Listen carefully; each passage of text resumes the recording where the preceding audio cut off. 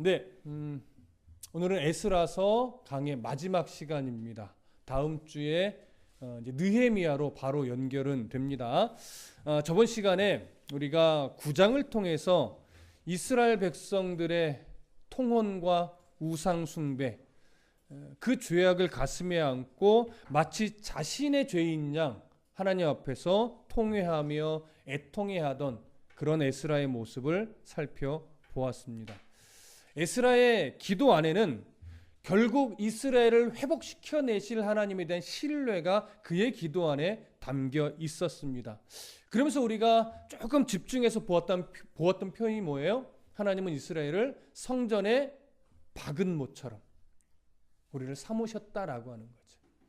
그래서 우리에게는 소망이 있었고 그 당시 이스라엘도 소망이 있는 겁니다. 그렇게 하나님 앞에 기도했던 에스라의 초점을 맞춘 것이 9장이라면 오늘 10장은 이제 그 기도로 인해 이스라엘 백성들이 드디어 그들 안에 있던 우상 숭배와 통혼의 뿌리를 뽑아내면서 하나님 앞에 진정한 부흥, 진정한 개혁을 이루어내는 어떤 그 발걸음이 시작이 되는 장면입니다. 그러면서 오늘 에스라서는 마무리가 되어집니다. 그 부분은 우리가 이제 어떻게 마무리가 되는가, 또 어떻게 느헤미야서로 또 연결이 되는가, 이 부분을 오늘 살펴보고자 합니다. 먼저 1절 다 같이 읽겠습니다. 시작. 에스라가 하나님의 성전 앞에 엎드려 울며 기도하여 죄를 자복할 때에 많은 백성이 크게 통곡하며 이스라엘 중에서 백성의 남녀와 어린아이의 큰 무리가 그 앞에 모인지라.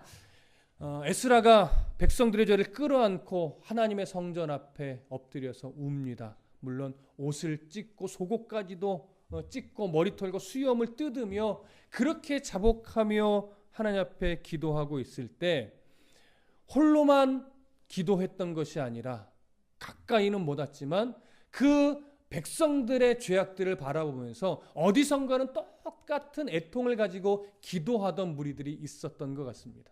근데 그들이 에스라의 이 자복함을 본 거예요. 그러면서 그들 안에 뭐가 생겼을까요? 저렇게 기도하는 에스라가 있다니 소망이 있다.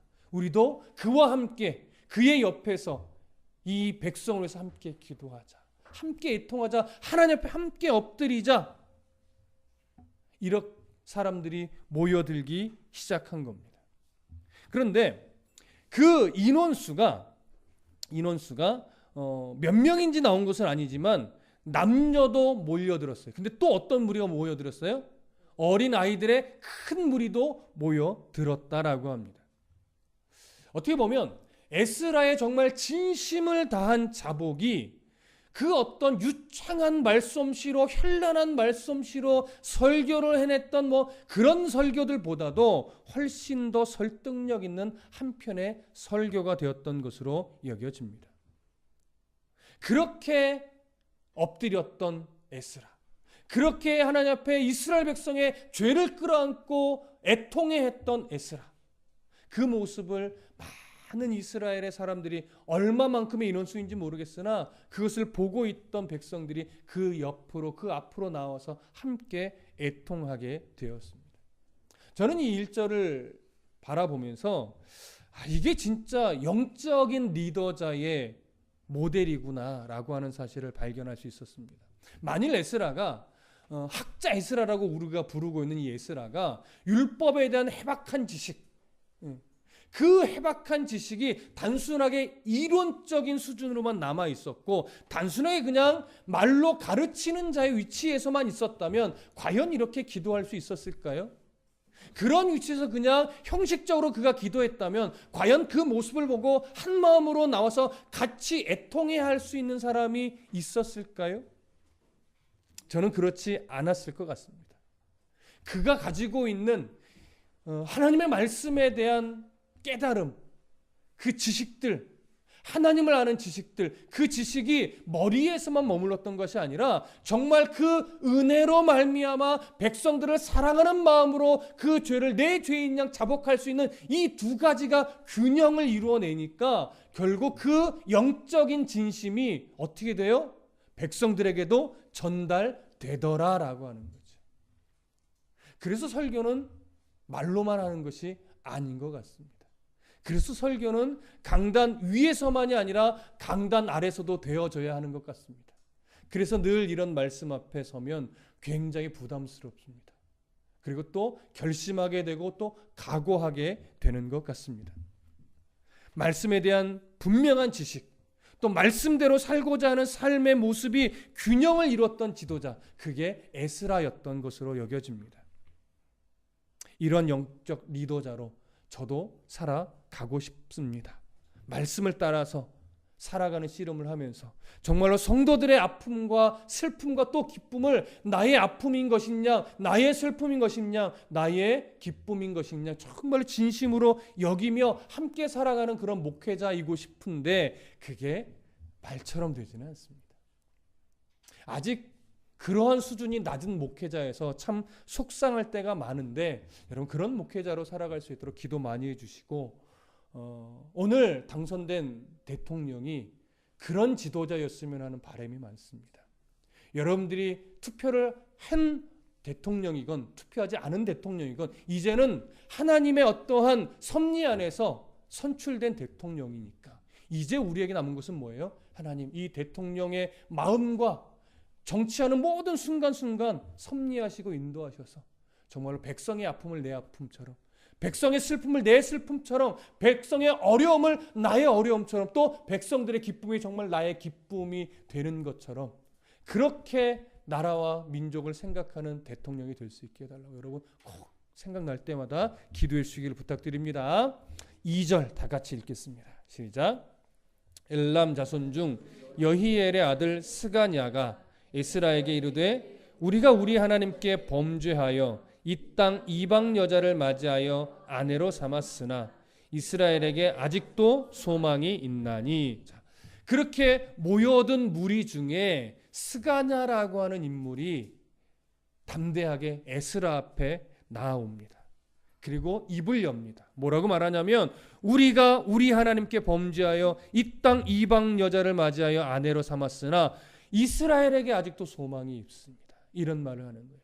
이 스가냐도 역시 이스라엘의 죄악을, 그 범죄함을 자신과 구별시키지 않고 있습니다. 이 스가냐는 이방 여인을 아내로 맞이한 자는 아니에요. 나름 이스라엘 백성으로서의 순수성을 지켜낸 인물이에요. 근데 이 사람도 역시나 에스라처럼 백성들의 이 범죄함을 보고 가슴 아파했던 인물인 것 같습니다. 그러나 이 사람이 표면에 드러날 수 없었던 이유는 뭐예요? 아무런 힘이 없기 때문에. 자기 혼자 뭘 할 수가 없어요. 그러니 혼자 마음의 애통함만 갖고 있는데 그러던 어느 날 페르시아의 어떤 권세의 힘을 얻은 그런 지도자가 왔는데 그 지도자가 영적으로 너무나 깨어있는 사람이에요. 근데 영적으로 깨어있을 뿐만 아니라 하나님의 말씀에 해박해요. 근데 그뿐만 아니라 정말로 이스라엘 백성들을 사랑하며 그들의 범죄함을 자신의 죄인 양 애통해하고 자복하는 모습을 본 거예요. 영적으로 뭐가 있어요? 통하는 게 있었죠. 그래서 함께 나와 기도하는 중에 함께 기도하며 이제 그 앞에 나와 이 말을 하는 거예요. 그들의 죄가 마치 자신의 죄인 양 고백을 하며 그러면서 끝머리에 무슨 이야기를 해? 너무나 중요한 말을 하죠. 바로 이스라엘에게 그들이 범죄하였으나 이스라엘에게 아직도 소망이 있습니다. 여러분 한국교회 무너졌다 말을 합니다. 한국교회 수많은 어른 목사님들이 물질에 넘어지고 여자 문제에 넘어지고 명예욕에 넘어지고 수없이 넘어졌다는 소리들이 많이 들려서 사실은 많은 성도들의 가슴이 아플 때가 참 많습니다. 또 후배 목회자 입장에서도 참 속상할 때가 참 많이 있습니다. 그래서 때로는 예전에는 하나님이 한국교회 촛대를 뭐 옮기셨다 이런 얘기들까지도 나왔습니다. 그러나 여러분 한국교회에 소망이 아직 있습니다. 여러분 에스라의 심정이 사실은 이 한국교회를 바라보는 심정과 별반 다르지 않습니다. 왜 에스라가 그런 이스라엘을 바라면서 아니 그 스가냐가 이스라엘의 그 영적 상태를 바라보며 아직도 왜 소망이 있다라고 말했을까요? 그 이유가 바로 다음 구절에 나옵니다. 3절과 4절 다 같이 읽어보겠습니다. 시작. 곧 내 주의 교훈을 따르며 우리 하나님의 명령을 떨며 준행하는 자의 가르침을 따라 이 모든 아내와 그들의 소생을 다 내보내기로 우리 하나님과 언약을 세우고 율법대로 행할 것이라. 이는 당신이 주장할 일이니 일어나소서, 우리가 도우리니 힘써 행하소서 하니라. 자, 잘 보세요. 여기에 두 가지가 있어요. 첫 번째는 뭐예요? 내 주의 교훈을 따르며 우리 하나님의 명령을 떨며 준행하는 자의 가르침을 따라, 이 얘기예요. 이건 뭐예요? 하나님의 말씀, 하나님의 율법을 정말 두려워할 줄 아는 자세로 가르치고 전하는 자가 있다 이거예요. 무슨 말씀 이해되십니까? 앞에 내 주의 교훈을 따르며, 여기 내 주의 교훈할 때 이 내 주, 누구를 말하는 걸까요? 하나님처럼 여겨지지만 여기서 말하는 내 주는 에스라를 말하는 겁니다. 영어로도 대문자를 쓰지 않습니다. My Lord라고 하니까 소문자로 쓰고 있어요. 그러니까 이것은 여호와 하나님을 지칭하는 것이 아니라 말씀을 해박히 가지고 있으며 그 말씀을 가르치는 자의 위치에서 그 역할을 감당했던 누구요? 에스라를 말하는 겁니다. 에스라가 하나님의 말씀을 가르쳤던 그 교훈을 따라, 또 우리 하나님의 명령을 떨며 준행하는 자의 가르침을 따라, 그 하나님의 명령은 뭐겠습니까? 이것도 율법이죠. 그래서 내 주의 교훈이나 하나님의 명령은요, 동일한 거예요. 강조하고 싶은 거예요. 에스라가 이걸 가르쳐 왔어요. 또 누군가가 가르쳤는지 모르겠지만 어찌됐거나 에스라가 가르쳤던 그 하나님의 말씀을 말하는 겁니다. 사실은 아주 오랜 기간이 지나진 않았습니다. 에스라가 귀환하여 예루살렘에 도착하고 지금 대략 4개월 정도가 지나갔을 무렵입니다. 이 지나가는 그 4개월 동안 아마 에스라는 나름대로 백성들 앞에서 하나님이 이런 분이다, 하나님 말씀 이렇다, 우리는 어떤 방향성을 가져야 된다, 이런 것들을 어느 정도는 가르쳤던 것 같습니다. 그리고 스가냐는 그걸 마음으로 들어왔던 것 같습니다. 그리고 에스라가 이 백성을 보면서 어떻게 엎드리고 있는가, 이 백성을 어떻게 사랑하고 있는가, 이걸 유심히 보아왔던 것으로 여겨집니다. 그럴 때 이 스가냐가 에스라에게 말하는 거예요. 내 주의 교훈을 따르며 하나님의 명령을 떨며 준행하는 자의 뭘 따라? 가르침을 따라. 그러니까 아직 뭐가 살아있다는 거예요? 하나님의 말씀을 바르게 가르치는 외침이 살아있다라고 하는 거죠. 그 말씀이 살아있는 한, 아직 하나님의 말씀을 가르치는 자의 이 소리가 아직 남아있는 한 그 땅에는 뭐가 있다? 소망이 있다. 한국교회 곳곳에요, 정말 바르게 말씀을 가르치는 분 아직 많이 있습니다. 그래서 한국교회 아직 소망이 있는 거예요. 근데 그것은 다가 아니에요. 그것만 있어서 되는 건 아니에요. 이어서 뭐라고 말해요? 내 주의 교훈을 따르며 우리 하나님의 명령을 떨며 준행하는 자의 가르침을 따라. 잘 보세요. 이 모든 아내와 그들의 소생을 다 내보내기로 우리 하나님과 언약을 세우고 율법대로 행할 것이라. 이건 이런 말, 이렇게 행하게 해야 합니다라고 하는 거예요. 그러니까 지금 이스라엘 백성들 안에 가장 큰 문제가 뭐였어요? 우상숭배인데, 이 우상숭배가 무엇으로 더 기인한 거예요? 통원, 무분별한 통원으로 인해 더 확산되고 있는 거예요. 그런데 이것은 아주 큰 문제예요. 그래서 어떻게 하느냐면 내 주의 말씀 율법을 따라 그렇게 이방 여인과 통혼한 자들은 말하자면 이혼하게 하셔서 그 이방 여인과 그 이방 여인으로부터 나온 출생한 자, 소생한 자, 그들을 다 이스라엘 공동체에서 내보내게 하십시다. 그러니까 자기 고향, 자기 집으로 가게 만들라는 거죠. 그래서 이들이 순종하여 이방 여인과 그 소생들을 다 이 이스라엘 공동체에서 내보내게 된다면 이스라엘은 뭐예요? 소망이 있다라고 하는 거죠. 말씀이 전해지고 있고 그 말씀 따라 실천하여 순종해내는, 고쳐내는 삶의 모습만 이스라엘 백성들에게 세워지게 할 수 있다면 이스라엘은 소망이 있다라고 하는 거예요. 그러니까 가르치는 것만 중요한 것이 아니에요. 그 가르침을 따라 순종하며 변화된 삶을 살아내는 그 걸음, 이게 중요해요. 이 두 가지가 균형감이 있어야 되는 겁니다. 그렇다면 소망이 있다라고 하는 거예요. 그래서 에스라가요, 스가냐가 에스라에게 말하는 건 뭐냐면 당신이 가르쳤던 그 하나님의 말씀, 그 기준을 가지고 지금 이스라엘 백성들이, 통혼한 이스라엘 백성들이 말하자면 이혼을 하여 이스라엘 공동체 밖으로 그 악한 여자들을 나갈 수 있도록, 내보낼 수 있도록 해야 합니다. 그러면 이스라엘 소망이 있습니다. 이렇게 말하는 거예요. 제안을 하는 거죠. 그러면서 4절에서 뭐라고 말해요? 이는 당신이 주장할 일이니 일어나소서, 우리가 도우리니 힘써 행하소서 하니라.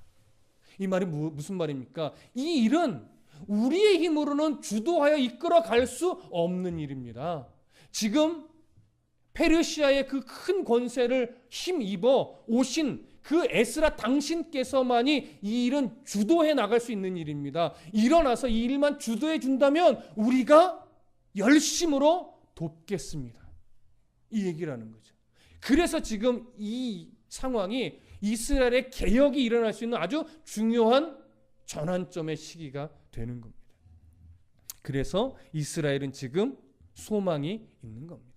근데 여기서 우리가 한 가지 조금 정리하고 넘어가게 될 게 뭐냐면, 지금 스가냐는 물론 에스라도 마찬가지지만 이방 여인과 이스라엘 백성의 결혼 통혼 문제를 어떤 윤리적이거나 어떤 가정적인 차원의 시각으로 접근하지 않고 있어요. 왜냐하면 기본적으로 율법이 지향하는 것은 이혼을 쉽게 허락하는 겁니까? 이혼을 가능하면 허락하지 않는 겁니까? 가능하면 허락하지 않는 거예요. 신약 시대로 넘어서 예수 그리스도도 마찬가지로 이혼을 쉽게 허락하게 합니까? 아예 이혼은 뭐 안 된다, 지옥 간다 이런 차원은 아니지만 이혼을 금하고 있는 것은 맞습니다. 그러니까 이 부분을 단순하게 윤리적인 문제나 가정적인 문제로 접근하면 이건 충돌이 일어나요. 그래서 지금 에스라나 스가냐는 이 문제를 어떤 차원으로 접근하냐면 율법적인 차원으로 접근하는 거예요. 왜요? 이 결혼은 보편적인 결혼이 아니에요. 지금 하나님이 이스라엘을 출애굽시켜서 가나안 땅에 들어가기 전에 이스라엘에게 아주 중요한 명령을 주셨어요. 그게 뭐예요? 가나안 지경 안에 있는 이방 여인들과는 절대로 뭐 하지 말아라? 통혼하지 말아라. 아주 중요한 명령이었습니다. 그 이유는 당연히 그들의 우상의 문화가 이 통혼으로 말미암아 이스라엘 백성들이 너무 쉽게 그것을 배울 것이고, 그래서 우상 숭배에 물들 것이기 때문에 이것은 철저하게 너희들이 금해야 된다라고 하나님이 친히 주신 말씀이었단 말이에요. 그러니까 지금 이 가나안 지경 안에 있는 이 여인들과 통혼한 문제는 윤리적인 문제가 아니라 가장 먼저 무슨 문제예요? 이건 율법을 어긴 문제. 그러니까 시작 자체가 잘못된 결혼이었어요. 그러니까 이것을 바로잡는 방법은 뭐밖에 없어요. 내가 죄송합니다, 잘못했습니다, 뉘우치면 충분할까요? 옷을 찢고 머리에 죄를 뒤집어 쓰고 막 통에 자복하는 것으로 충분히 회개가 될까요? 아니요. 회개라는 건 아시잖아요. 뉘우칠 회 고칠게, 마음으로 뉘우쳐서 고치는 자리까지 행동으로까지 되어질 때 비로소 회개가 되어지는 것처럼 지금 이스라엘 백성들이 다시금 개혁의 부흥의 불씨를 지피는 일은요, 잘못했습니다, 우리가 왜 이방 여인과 결혼했을까요, 용서해 주세요로 끝나는 것이 아니에요. 그 뉘우침이 이제는 그렇다면 너희들이 가감한 결단을 내리고 그 이방 여인들을 어떻게 해라? 이스라엘 공동체에서 내보내라. 그들의 소생까지도 내어보내라. 왜 소생까지 내어보내라고 하냐면, 정확한 이유는 알기 어렵지만 아마도 당시의 이 교육이요, 기본적인 교육은 어미의 손에서 이루어졌기 때문으로 보여집니다. 그러니까 그 자녀의, 당연히 그 이방 여인에게서 나온 자녀들은 무슨 어떤 사상에 젖어 있을 가능성이 제일 많습니까? 우상의 가치, 우상의 문화에 완전히 젖어서 자라났을 가능성이 많습니다. 그래서 함께 내보내라고 하는 것으로 여겨집니다. 여기서 우리가 이런 생각을 하나 버리셔야 돼요. 저도 문득 그랬었는데, 이렇게 이혼당하는 거잖아요. 일방적인 거죠. 이혼당하여 자기 어찌됐거나 남편에게서 쫓겨나서 친정으로 쫓겨나는 신세가 된 이 여인을 가련한 여인으로 여겨지게 되는 수가 있어요. 아무 잘못 없는데 유대인과 결혼했다는 이유 하나만으로 쫓겨나는 신세가 된 불쌍한 여인처럼 우리가 생각할 수 있으나, 지금 이스라엘의 상황을 잘 보면요, 그런 가련한 이방 여인이 아니에요. 이들로 인해 이스라엘이 어디로 치닫는 거예요? 우상 숭배로 아예 치닫고 있는 거예요. 그래서 이 여인들은요, 단순한 가련한 여인이 아니라 이스라엘을 오히려 하나님을 떠나 우상을 숭배하게 만드는 영적 창기처럼 여기는 거예요, 지금. 그리고 실제로 이들이 그런 역할을 했던 것 같아요. 그래서 단호하게 뭐 하라는 거예요? 그들을 이스라엘 공동체에서 내보내라고 하는 거예요. 그래야만 이스라엘의 순수성을 지켜내고 다시 하나님께로 돌아가며 회복될 수 있다라고 보는 거예요. 그래서 이 부분을 결코 윤리적인 면이나 가정적인 시선으로 보면 이건 완전히 충돌이 일어나요. 하나님 너무 못된 하나님이에요. 근데 그런 식으로 봐서는 이 문제가 해결되지 않습니다. 이건 철저하게 율법의 시선으로 보셔야 됩니다. 하나님의 말씀을 어기면서 출발한 결혼이에요. 이걸 다시 원상태로 돌려보내야만 이스라엘은 회복의 첫걸음을 뛸 수 있는 겁니다. 무슨 말씀인지 이해되시죠? 그래서 스가냐가 이 제안을 하면서 당신이 주장할 일입니다. 당신 아니면 이 명령을 선포할 수 있는 사람이 없습니다. 이 명령만 내려주시면 우리가 나머지 일은 다 서포트하겠습니다. 돕겠습니다. 이렇게 나타난 거죠. 자, 그러면 이 제안을 들은 에스라가 어떻게 반응했을까요? 5절 다 같이 읽어보겠습니다. 시작. 이에 에스라가 일어나 제사장들과 레위 사람들과 온 이스라엘에게 이 말대로 행하기를 맹세하게 하며 무리가 맹세하는지라. 자, 5절에 모인 무리는요, 아직은 이스라엘 전체 무리는 아니라고 보여집니다. 지금 에스라가 통에 자복할 때 모여들었던 사람, 그리고 그 성전이니까 그 자리에 있었던 제사장들, 레위 사람들, 이들을 주축으로 먼저 스가냐의 제안대로 이렇게 하자, 이방 여인들을 다 내보내도록 하자 그랬더니 이들이 우리도 그에 따르겠습니다라고 맹세한 것으로 여겨집니다. 자, 이렇게 맹세를 받았다면 이제 남은 일은 뭐예요? 모든 백성들을 다 예루살렘으로 모이게 해서 그들에게 똑같은 맹세를 받아내고 그 맹세를 실천하게 만드는 일이 이제는 가장 중요한 겁니다. 그런데 에스라는요, 먼저 모인 자들에게 이 맹세를 받아놓고 다시금 백성들을 불러 모으는 일을 먼저 하지 않고 다시 하나님 앞에 나아가 온전히 금식하며 또 하나님 앞에 먼저 엎드립니다. 한번 보실까요? 6절부터 8절 다 같이 읽어보겠습니다. 시작.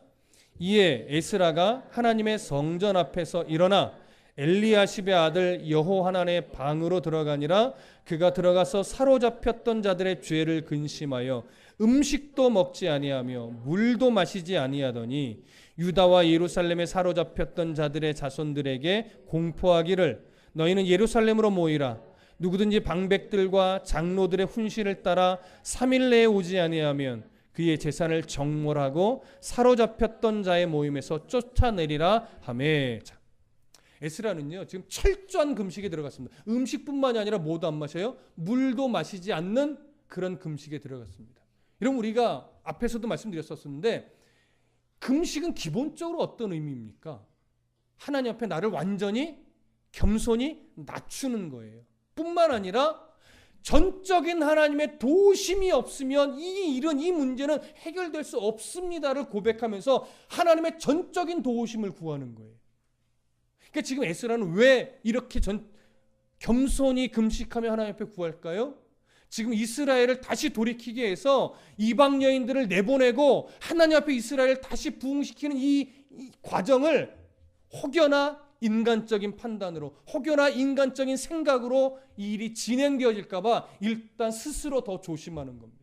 그래서 이 일은 철저하게 하나님 앞에서 하나님의 방법으로 되어질 수 있도록 그가 하나님의 도우심을 철저하게 구하는 겁니다. 너무나 중요한 거죠. 너무나 신중한 거죠. 할 수 있어요. 지금 에스라는요, 충분히 권세가 있어요. 말 한마디만 해도 사실 어거지라도 만들어낼 수 있어요. 근데 그것은 하나님이 원하시는 진정한 개혁의 불씨가 아니란 말이죠. 그래서 그 권세를 함부로 남용하거나 사용해서 이루려고 하지 않고 먼저 하나님 앞에 또 엎드립니다. 하나님의 뜻 안에서 하나님의 방법으로 이 모든 과정이 진행되게 해주십시오.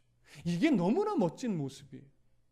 우리는 조금만 잘 되면, 목회자도 마찬가지지만 거기에 이제 슬슬 자기 생각, 자기 판단, 자기 욕심이 들어가잖아요. 근데 에스라는 그러지 않으려고 참으로 몸부림을 쳤던 인물입니다. 너무너무 좋은 영적 지도자의 모델로 저는 여겨집니다. 자, 그렇게 엎드려서 금식하며 기도하다가 어느 순간, 아마 하나님 앞에 충분히 기도했다고 여겨지는 순간이었겠죠. 그때 7절에 보시면 유다와 예루살렘에 사로잡혔던 자들의 자손들에게 공포하기를, 이 공포했다는 건 뭐냐면 전령들을 보냈다는 겁니다. 그래서 예루살렘과 유다 각 지역으로 전령들을 보내서 이제 에스라의 뜻을 공포했어요. 전했어요. 그 내용이 뭐냐면 너희는 7절 중반 이후에 너희는 예루살렘으로 모이라. 누구든지 방백들과 장로들의 훈시를 따라 3일 내에 오지 아니하면 그의 재산을 정몰하고 사로잡혔던 자의 모임에서 쫓아내리라. 이렇게 했던 겁니다. 이 말은 뭐냐면 지금 예루살렘과 유다 지경의 이렇게 면적을 보면 3일이면 충분히 예루살렘에 올 수 있는 거리였다라고 해요. 그 백성들이 있는 곳은. 그래서 3일 내에 예루살렘의 모든 백성이 모이지 않으면 어떻게 하겠다는 거예요? 재산을 몰수하겠다는 거예요. 그리고 이스라엘 공동체에서 추방시키겠다는 거예요. 여기에는 살짝 에스라가 뭘 쓰고 있을까요? 페르시아에서 부여받은 권세를 여기에는 살짝 쓰고 있습니다. 그래서 더 강력하게 일을 진행하려고. 물론 이것은 자기의 판단, 자기의 애씀은 아닌 것 같아요. 충분히 기도한 이후에 하나의 지혜적인 면에서 살짝 그 권세를 쓰고 있는 것 같습니다. 무슨 말씀인지 이해되시죠? 자, 그러고 나서 이제 그들이 모였을 때 에스라 또 어떻게 해내는가 한번 보시죠. 9절부터 14절 쭉 읽어보겠습니다. 시작. 유다와 베냐민 모든 사람들이 3일 내에 예루살렘에 모이니 때는 9째 달 20일이라. 무리가 하나님의 성전 앞 광장에 앉아서 이 일과 큰 비 때문에 떨고 있더니 제사장 에스라가 일어나 그들에게 이르되 너희가 범죄하여 이방 여자를 아내로 삼아 이스라엘의 죄를 더하게 하였으니 이제 너희 조상들의 하나님 앞에서 죄를 자복하고 그의 뜻대로 행하여 그 지방 사람들과 이방 여인을 끊어버리라 하니 모든 회중이 큰 소리로 대답하여 이르되 당신의 말씀대로 우리가 마땅히 행할 것이니이다. 그러나 백성이 많고 또 큰 비가 내리는 때니 능히 밖에 서지 못할 것이요 우리가 이 일로 크게 범죄하였은즉 하루 이틀에 할 일이 아니오니 이제 온 회중을 위하여 우리의 방백들을 세우고 우리 모든 성읍의 이방 여자에게 장가든 자는 다 기한에 각 고을의 장로들과 재판장과 함께 오게 하여 이 일로 인한 우리 하나님의 진노가 우리에게서 떠나게 하소서 하나. 자, 이게 보시면 이제 3일의 기한을 주고 예루살렘에 모이라고 명령했더니 정말 이스라엘 백성들이 그 권세도 물론 무시할 수 없기 때문에 3일 내에 다 모였습니다. 모인 날이 몇 일이래요? 9월 20일이라고 합니다. 그럼 우리 한번 기억을 좀 더듬어 보십시다. 에스라가 바벨론 땅에서 2차 포로 귀환을 출발할 때가 언제입니까? 몇 월 며칠입니까? 본래는 1월 1일에 출발하려고 했는데 레위 사람들이 모이지 않아서 12일을 더 지체했어요. 그들을 모집하느라고. 그리고 준비해서 1월 12일에 출발했죠. 그리고 몇 월 며칠에 도착을 해요? 5월 1일에 도착을 합니다. 그리고 나서 지금 이 개혁을 이루는 이 시점이 9월 20일이니까 대략 몇 개월쯤 지나간 어간이에요? 대략 4개월쯤 지난 어간입니다. 나중에도 말씀드리겠지만요. 에스라 이야기가 지금 에스라서에서 7장부터 10장까지잖아요. 요 7장부터 10장까지가요. 딱 1년 동안의 이야기예요. 출발한 지 1월 1일. 그리고 이것이 마무리되는 시점이 또 1월 1일이에요. 딱 1년간의 이야기가 바로 에스라서 7장부터 10장까지 이야기입니다. 무슨 말씀 이해되시죠? 그런 걸 좀 머릿속에 집어넣고 오늘 말씀을 좀 더 보시면 좋겠는데 에스라의 소집 명령에 따라서 예루살렘과 유다의 모든 백성들이 9월 20일에 예루살렘에 모였습니다. 좀 구체적으로 말하면 예루살렘에 있는 하나님의 성전 앞 광장에 모여 앉은 겁니다. 그런데 모였을 때 이 날씨가 참 안 좋았어요. 이때가 우기철입니다. 그러니까 비가 억수로 많이 내릴 때예요. 근데 억수로 많이 내릴 이때는요. 기온차가 좀 심해요. 이들이 지금 모여서 에스라를 기다리고 있을 때는 기온이 매우 떨어졌던 것 같습니다. 그래서 추위도 많이 추워요. 근데 이 추위를 오늘 그 성경은요. 두 가지로 표현을 해요.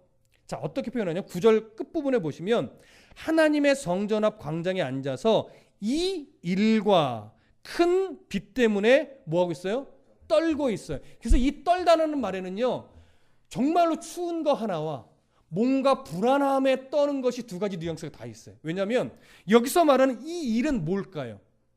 9절 끝머리에서 말하는 성전 앞 광장에 앉아서 이 일과 큰 비 때문에 이렇게 말하잖아요. 이 일은 어떤 일을 말하는 걸까요?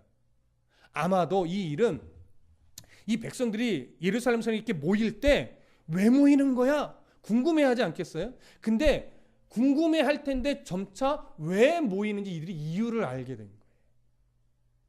무슨 일 때문에? 우상 숭배와 그 통원 때문에.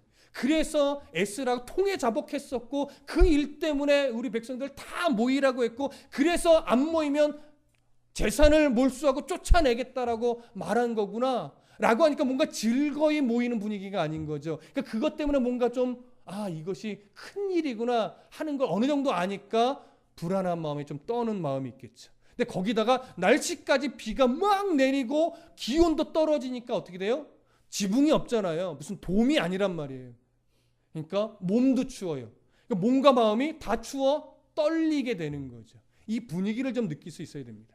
근데 이 분위기가 은근히 어떤 때와 좀 비교가 되냐면 이미 한 58년여 전에 성전을 봉헌하고 스룹바벨과 함께 이 성전 광장에 모여서 기쁘게 찬송하며 봉헌 올렸던 그때와 사뭇 비교가 되는 거예요. 그때 얼마나 행복하고 기쁘고 감사하며 영광스러웠어요.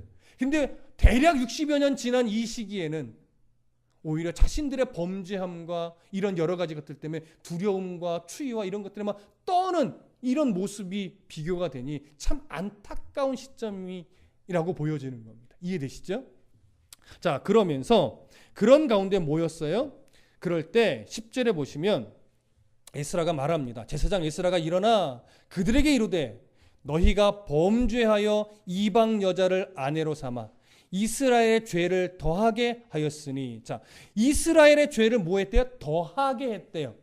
더하게 했다는 건 뭐예요? 이전에도 죄가 있었는데 그 죄에 뭔가 더 증가시켰다라고 하는 거죠, 죄를. 이건 무슨 의미예요? 이미 선조들의 죄로 말미암아 이스라엘은 70여 년 이상 포로 생활을 해왔잖아요. 포로 생활 끝에 예레미야의 예언대로 70여 년 만에 이스라엘이 포로 귀환을 할 수 있었어요. 그것이 이제 1차 포로 귀환이었고 조금 더 지나서 이제 2차 포로 귀환까지 온 것이고 우리는 앞으로 느헤미야의 3차 포로 귀환도 보게 될 겁니다. 이게 하나님의 은혜예요. 무엇을 위한 포로 귀환이에요? 그 선조들의 죄악으로 인한 결과를 이제 빨리 청산하고 하나님 앞에서 온전히 회복할 기회를 주는 거란 말이에요. 그러나 아직 온전한 회복이 이루어지지 않은 상태예요. 선조들의 죄를 깨끗하게 청산하지 못한 상태예요. 근데 청산도 못했는데 거기에 우상 숭배와 통언으로 더 큰 죄악을 거기에 더하고 있는 이런 결과를 내고 있다라고 하는 거예요. 그러니까 에스라가 참 안타까운 마음과 때로는 영적인 그 분노와 또 그들에 대한 깊은 사랑과 이런 것이 막 뒤섞여서 말하는 거예요. 이스라엘의 죄를 너희들이 더하게 했다.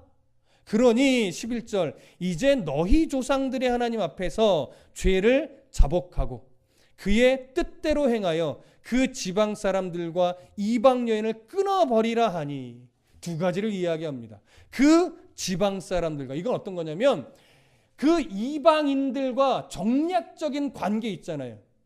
그것 때문에 물론 그것의 일원으로 결혼 통혼까지 한 거지만 그들과 너희들의 어떤 복과 사사로운 이익을 위해 정략적인 관계를 맺고 있는 걸 끊어버려라. 하나님을 의지하지 않았기 때문에 나온 결과이니 그 이방 사람들과 정략적인 관계도 끊어버리고 또 그것으로 말미암아 생겨난 통혼의 관계도 빨리 끊어버려서 그 여인들을 그들의 부모에게로 다 돌려보내라. 이스라엘 공동체 밖으로 나가게 해라. 이 두 가지를 지금 에스라가 단호하게 말한 겁니다. 그 말씀을 들을 때에 이제 백성들의 대표가 물론 말했겠지만 백성들이 어떤 반응을 보이냐면 12절 모든 회중이 큰 소리로 대답하여 이르되 당신의 말씀대로 우리가 마땅히 행할 것이니이다. 그러나 백성이 많고 또 큰 비가 내리는 때니 능히 밖에 서지 못할 것이요 우리가 이 일로 크게 범죄하였은즉 하루 이틀에 할 일이 아니오니 이제 온 회중을 위하여 우리 방백들을 세우고 우리 모든 성읍에 이방 여자에게 장가든 자는 다 기한에 각 고을의 장로들과 재판장들과 함께 오게 하여 이 일로 인한 우리 하나님의 진노가 우리에게서 떠나게 하소서 하나 이렇게 말하고 있습니다. 무슨 의미입니까? 좀 긍정적으로 보고 싶습니다. 이 대표들은 그것이 말씀하신 대로 정말 우리의 죄임을 인정합니다라고 나온 것으로 여겨집니다. 그러나 당장의 일은 당장에 어떻게 할 수 있는 일이 아니니 각 사람들 안을 일단 지금 너무나 춥고 2, 3일 내로 할 수 있는 일이 아니니까 좀 일단은 시간을 좀 주십시오. 그래서 누가 정말로 통원한 자들이 정확하게 조사할 수 있도록 조사단을 편성하게 해서 그들로 하여금 조사하여서 정확하게 그 사람들을 다 이방 여인들을 돌려보낼 수 있도록 그렇게 시간을 좀 주십시오라고 요구한 겁니다. 아마 그 진심이 에스라에게는 통한 것 같습니다. 그런데 문제는 뭐냐면 15절이 이제 하나 걸리는 거예요. 15절 함께 읽어보겠습니다. 시작. 오직 아사헬의 아들 요나단과 디과의 아들 야스야가 일어나 그 일을 반대하고 무술람과 레위 사람 10부대가 그들을 돕더니 삽부대가 그들을 돕더라. 자, 네 사람이 지금 뭐 하고 나선 것 같아요? 에스라의 일을 반대하고 나선 것 같지요. 그럼 이 반대가 어떤 반대일까요? 그 이방 여인들을 다 돌려보내라, 이스라엘 공동체에서 내보내라고 한 그 일에 대한 반대일까요?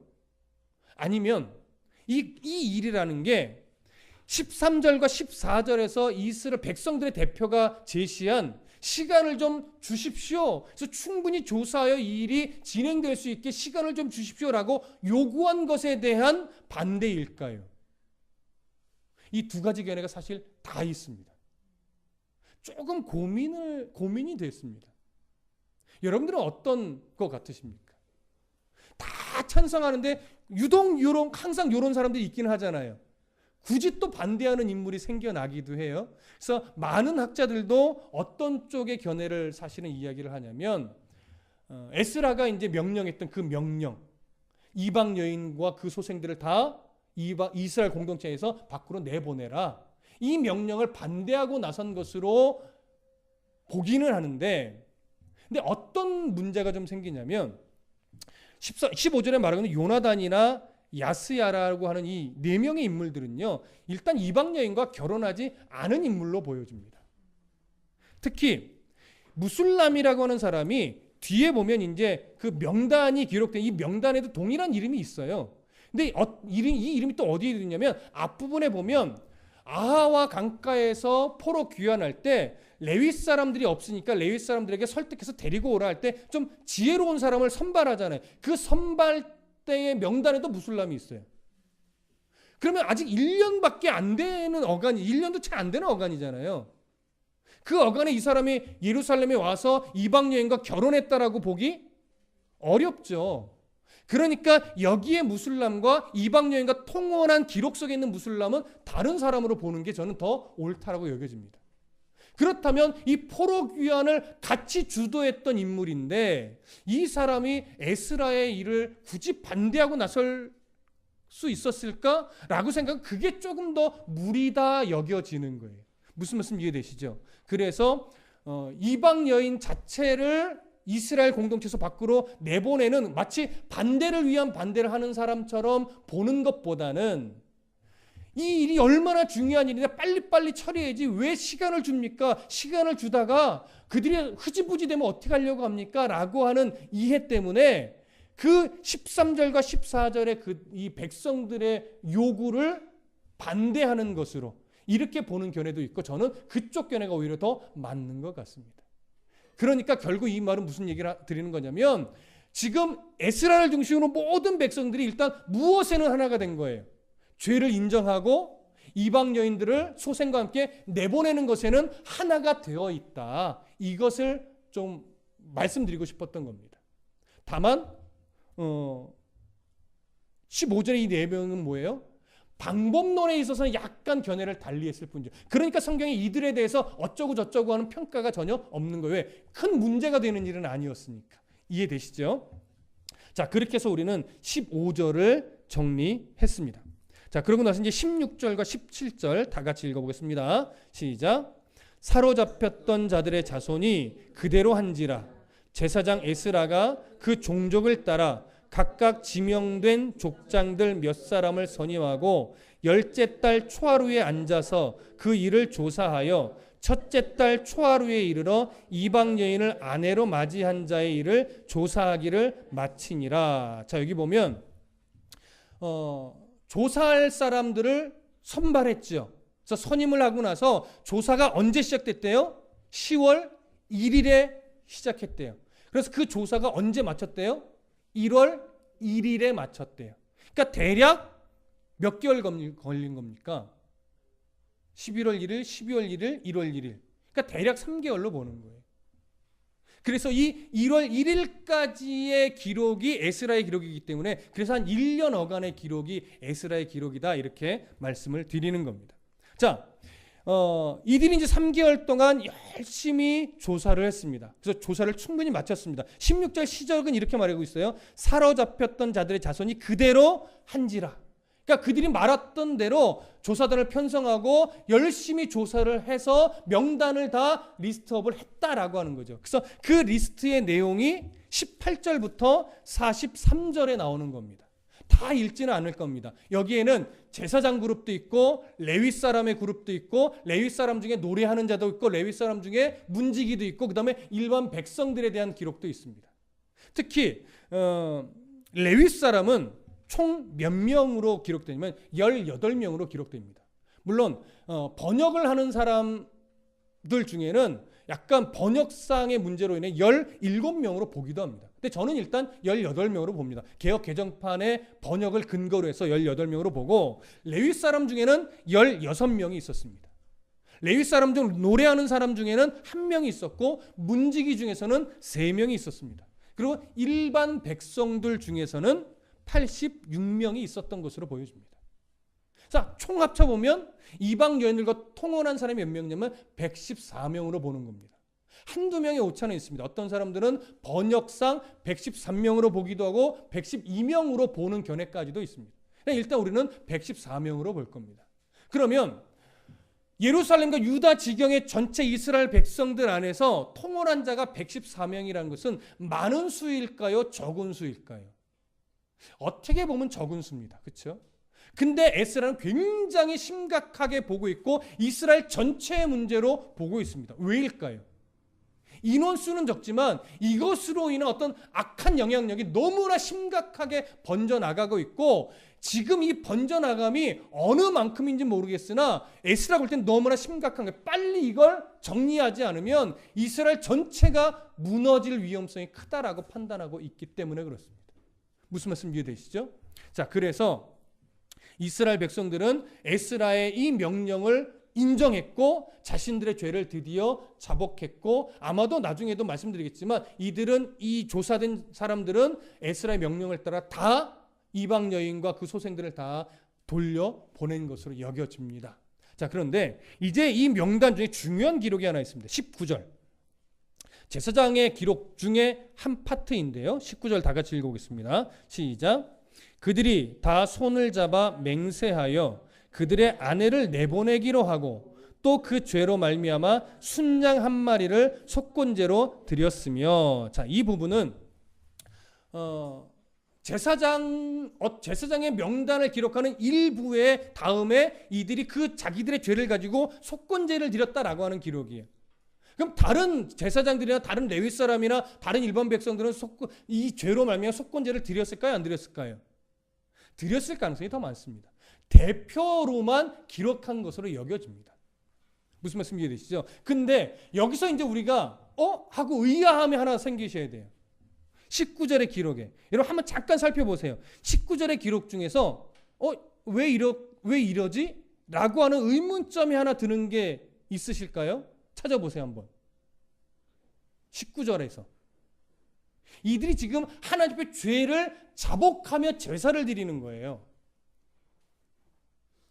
그러면 속건제를 드리는 게 맞을까요? 속죄제를 드리는 게 맞을까요? 그렇죠. 죄를 자복하는 거예요 하나님 앞에. 이스라엘 전체를 바라보면서 그러면 속죄제를 드리는 게 우리의 보편적인 상식으로는 맞단 말이에요. 근데 성경은 속죄제를 드렸다 하지 않고 속건제를 드렸대요. 그럼 속건제가 뭘까요? 늘 들어왔는데 막상 표현하려니까 쉽지가 않죠. 레위기를 한번 가보겠습니다. 구약성경 레위기 5장으로 가볼게요. 창세기, 출애굽기, 레위기 5장 17절과 18절 속건제가 뭔가 한번 확인을 해보십시다. 레위기 5장 17절, 18절, 19절까지 읽으면 더 좋겠네요. 레위기 5장 17, 18, 19절 찾으셨으면 함께 읽겠습니다. 레위기 5장 17절부터 19절 시작. 만일 누구든지 여호와의 계명 중 하나를 부지 중에 범하여도 허물이라 벌을 당할 것이니 그는 네가 지정한 가치대로 양떼 중 흠 없는 순양을 속건 제물로 제사장에게로 가져갈 것이요 제사장은 그가 부지 중에 범죄한 허물을 위하여 속죄한즉 그가 사함을 받으리라. 이는 속건제니 그가 여호와 앞에 참으로 잘못을 저질렀음이니라. 자, 살짝 이해되십니까? 분명히 하나님 앞에 율법을 범하며 잘못한 것은 맞습니다. 근데 고의로 잘못한 것이 아니라 실수로, 부지로 잘못한 것일 때 그때 속죄제를 드리는 것이 아니라 속건제를 드리는 겁니다. 그러면 이제 생각해 보십시오. 에스라는 지금 제사장, 레위 사람들, 이스라엘 백성들이 이 이방 여인과 통혼한 것을 고의적인 범죄로 보는 겁니까? 영적으로 무지하여서 제대로 몰라서 실수로 범한 잘못으로 보는 겁니까? 그렇죠. 그렇게 보는 거예요. 실수로 아직 영적으로 율법에 깊은 이해가 없고 영적으로 무지하여서 하나님 앞에 실수한 범죄로 보는 거예요. 그러니까 범죄는 분명한 범죄로 인정을 하고 그래서 속죄제가 아니라 속건제를 드린 것으로 여겨지는 거예요. 그런데 이 부분이 우리를 속상하게 하는 게 하나 있어요. 그 명단에 누가 있다는 거예요? 제사장 그룹이 있다는 거예요. 제사장 그룹이 영적으로 무지하여서 그들도 이방 여인과 통혼을 했다는 거예요. 그러니까 이방 여인과 통혼을 한 것이 제사장 계열도 있으니 하나님의 말씀을 누가 가르칠 것이며 하나님의 말씀을 이 제사장 자체들도 무지하여서 제대로 모르니 이스라엘 백성들은 어떠하겠느냐고요. 그만큼 지금 예루살렘과 유다 지경 안에는 하나님의 말씀을 바르게 아는 자도 없고 가르칠 만한 수준에 있는 자도 없다라고 하는 것이 여기서 드러나는 겁니다. 영적인 지도자가 말씀에 무지하면요, 이렇게 이스라엘 백성을 잘못된 길로 끌고 갈 수밖에 없는 거예요. 잘못된 길로 끌고 가는데 영적인 지도자가 하나님의 말씀을 제대로 모르니까 내가 이 백성들을 무지한 대로 끌고 갔구나 하는 사실도 모르는 거죠. 그러니까 심각한 거죠. 그러니까 그 가운데 하나님의 말씀 앞에 깨어있는 자 한 사람만 있어도 뭐가 있는 거예요? 소망이 있는 거예요. 그러니까 우리가 지금 말씀과 함께 이렇게 바르게 하려고 씨름하는 건 너무나 중요한 거예요. 왜냐하면 우리 교회 안에서 우리가 그 훈련을 받아서 여러분들이 가게 되는 곳곳에서 소망이 있는 자리로 만들려면 여러분들이 말씀에 깨어서 기도가 필요하면 기도를 하고 섬김이 필요하면 섬기고 또 뭔가 나눔이 필요하면 또 나누고 헌신이 필요하면 헌신하면서 그곳에 뭐가 일어나도록 우리가 해야 되는 거예요. 하나님의 말씀이 그 안에 아름다운 열매를 맺을 수 있도록 우리가 그 불쏘시개 역할, 그 미랄의 역할을 해야만 하는 거예요. 그럴 때 소망이 있는 거예요. 그런 사람이 있어야 교회도 소망이 있고 그런 사람이 가는 곳곳에 또 소망이 생기게 되고 그래야 이 나라가 소망이 있고 이 민족이 소망이 있죠. 그래서 교회에 말씀이 죽어지면 이 나라의 소망이 없는 거예요. 목회자가 말씀에 무지하면 이 나라가 소망이 없어지는 거예요. 이런 이유 때문에. 그래서 목회자가 말씀을 연구하는 일에 게으르면요, 그건 죄예요. 죄송합니다만. 무슨 말씀인지 아시죠? 그래서 제가 요즘에 이 에스라를 정리하면서 표로 삼은 게 있어요. 목회자의 입장에서, 성도의 입장에서. 목회자의 입장에서는 이겁니다. 연구하여 살아내고 가르치자. 말씀을 연구하는 일에 게으르면 안 되고 연구하여 깨달은 말씀대로 내가 먼저 살아내고 그렇게 연구한 말씀과 살아낸 삶의 흔적을 가지고 성도를 가르치는 거죠.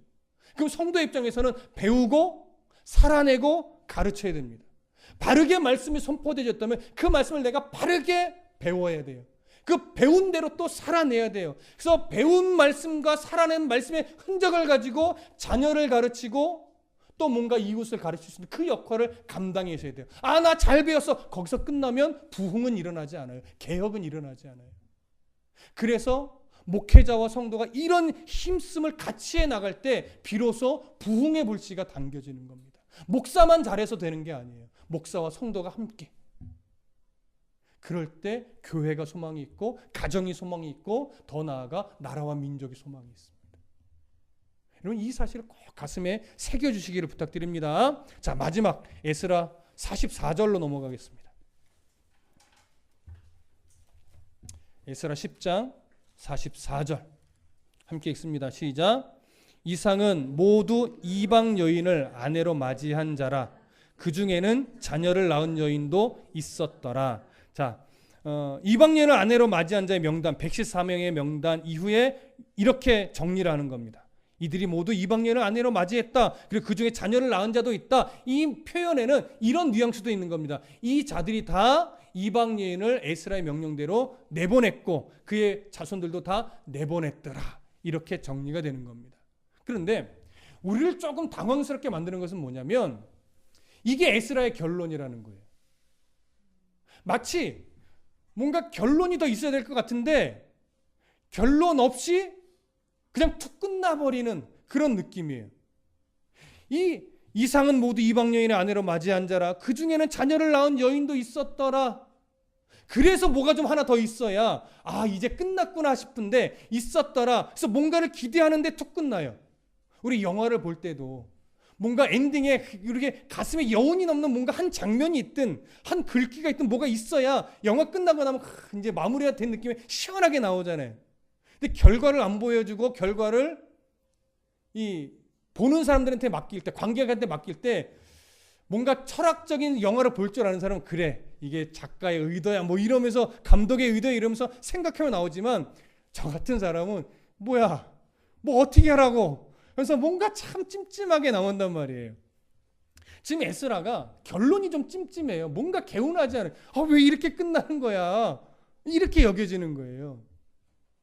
근데 이렇게 여겨지는 이유가 우리가 에스라 서론할 때 그 얘기를 했어요. 에스라는 에스라 하나로만 되어 있는 것이 아니라 본래는 에스라와 느헤미야가 뭐다? 한 권의 책이었다. 무슨 이해되시죠? 근데 에스라서는 성전 재건의 내용이 중심이 된 것이고 느헤미야서는 성벽 재건이 중심이 된 내용인데 그것이 원래 히브리 원서에 한 권으로 되어 있다가 역사를 거슬러 오면서 이것이 좀 분리를 시켜서 기록된 거죠. 그러니까 우리는 별개의 책처럼 여기지만 사실은 한 권이에요. 그러니까 한 권이라는 의미로 생각해 본다면 이렇게 에스라가 끝날 수도 있지요. 왜? 이어지는 거니까. 그래서 오늘 우리가 이 본문이 에스라서가 끝나는 장이지만 사실 끝나는 거예요, 안 끝나는 거예요? 안 끝나는 거죠. 왜? 느헤미야까지 이어져 가야 비로소 정말 전체적으로 무슨 말을 하고 있는지를 우리가 알 테니까. 그래서 에스라서 강해가 오늘 끝나지만 실제적인 강해는 끝나는 것이 아닙니다. 느헤미야까지 계속 이어져야 하는 것입니다. 자, 그렇다면 우리가 이런 어떤 의미를 다 정리를 하고 나서 에스라서를 최종 정리할 때 우리가 어떤 정리를 좀 하면 좋을까 이 고민을 좀 했어요. 제가 에스라서를 특히 이제 7장부터 10장을 마무리를 하면서 우리가 우리 안에 좀 새기고 싶었던 내용이 뭐냐면 에스라가 이스라엘 백성들 전체가 개혁을 하고 부흥을 하게 되는 그 출발점으로 삼은 것이 무엇인가라고 하는 거죠. 그 출발점이 옷을 찢고 수염을 뜯으며 머리털을 뜯으며 참회하는 것, 백성들도 그 앞에서 우리가 잘못했습니다 통해 자복하는 것, 그것을 출발점으로 삼지 않았다라고 하는 것이에요. 정말 뭐가 잘못된 것인가를 분명하게 알고 돌이켜서 그 잘못된 부분을 해결하는 그 순종, 실천의 자리까지 나아가는 것을 뭘로 삼았다? 부흥의 출발점으로, 진정한 개혁의 출발점으로 삼았다라고 하는 사실이. 여러분, 오늘 이 시대의 진정한 부흥도 똑같습니다. 예배에 빠지지 않는 것, 설교를 잘 듣는 것, 교회 일에 열심을 내는 것, 뭐 성경 공부를 하는 것, 뭔가 헌신을 하는 것, 이게 교회 부흥의 출발점이 아니라고 하는 거예요.